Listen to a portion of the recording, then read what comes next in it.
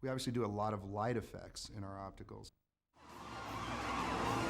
Superman has heat vision, so beams coming from his eyes. He has X-ray vision, different type of beam coming from his eyes.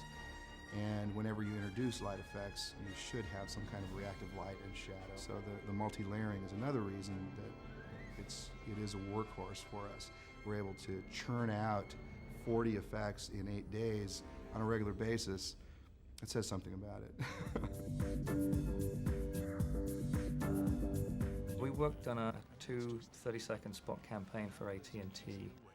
An interesting point about the commercial was that we were told to change the background after we'd done 4 or 5 days' work. The problem was that we were on such a tight schedule, we only had slides rather than live material for the new background scenes. So we ended up animating cars moving through scenes and indicator lights coming on and off. It was a fairly cloudy day when they shot the stills, so we had to add a more attractive sky, and we had to brighten and color correct the scenes to match the work that we'd already done on the foreground elements. I need to work very, very quickly, and I need to show high quality results very quickly.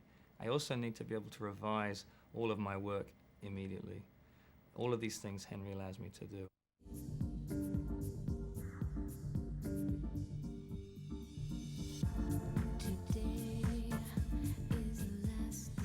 On Madonna's bedtime stories, the majority of shots were done in Henry.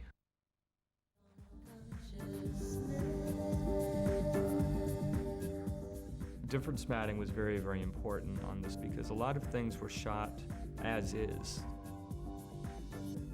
The DP should be able to do exactly what they want to do, and a lot of times not work around technical boundaries. We should be able to be good enough to work those out on our end.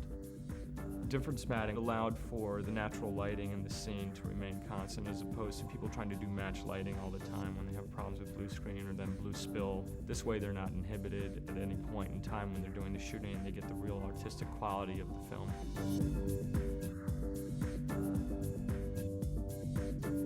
Nouveau postmodern comedy for the masses, The Simpsons. It's a show that parodies culture, and we thought, what better way to present The Simpsons than to show them parodying something. She knew the signs. So what we decided to parody was the classic Chanel No. 5 ad that Ridley Scott directed. In putting the characters in the real environment, we were concerned, obviously, about the shadow and the lighting, and using the corner pinning features in the Henry, it was very easy for me to just direct the shadow where it necessarily had to be. For every idiot, there is a compulsion. The problem was we didn't want it to seem like animated water, so we said we have to have real water. We took a mannequin, we draped it in black velvet and put black on the ground and black in the background, and all we shot was the water being thrown onto this three-dimensional object. I used 3 or 4 layers, making the water, doing different keys on the water edges, making some of them less transparent, some of them more transparent, to try and capture some of the colors in the environment that we were putting it in. It was very easy in the Henry just to stack up these layers and change the color and change the key. And once you put Marge in there, it rolls right down her cleavage and it works perfectly. Woohoo! Nothing like a good belly flap. The other thing that was nice about compulsion, which is something I had never done before, was that we actually did the entire production in the Henry. One room, one box, one situation. It allowed us to budget it so that we could walk away with something great.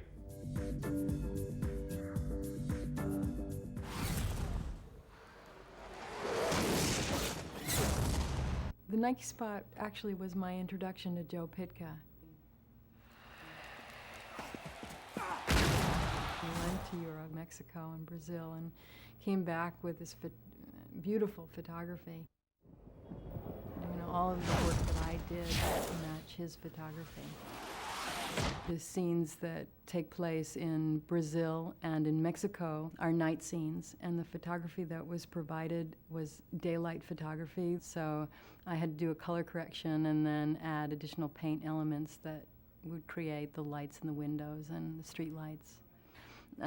So those background scenes were created in the paint box, and then my animations put on top of them. So then I move into the animation capabilities of the Henry. That was kind of nice because it's a seamless, easy transition between the two, and if I have to add something, then I could go back into the paint box and enlarge the side of a building, which I had to do in the French sequence because the building couldn't accommodate the horizontal action.